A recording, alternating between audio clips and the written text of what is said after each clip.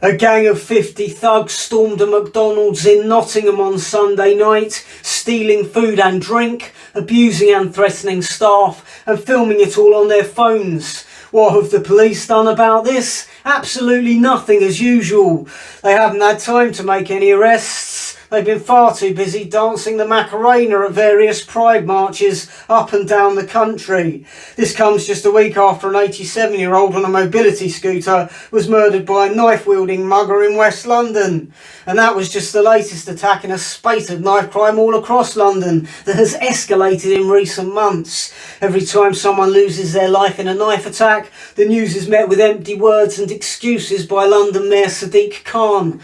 Roughly 3,000 of the 6,000 adults convicted of knife crime last year were given community service, and that sort of soft sentencing means these thugs are back out on the street again with their knives, carrying on as usual in a matter of days. And of course the vast majority of knife crime remains unsolved and barely investigated by a police force far too busy wallowing in equality and diversity training and painting rainbows on their panda cars.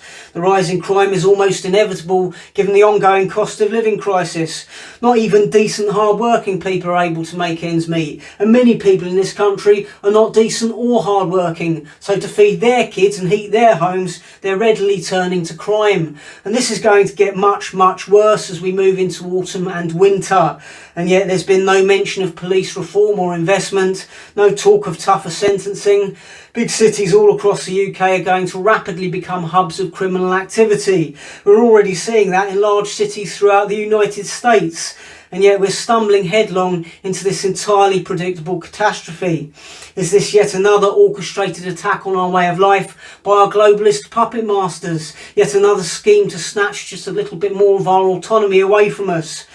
I think we all know by now the real criminals aren't jumping over the counter of a Nottingham McDonald's or running around London waving a machete around in the air. The real criminals are in Geneva, sat in some WEF conference room, assessing their progress and plotting their next move.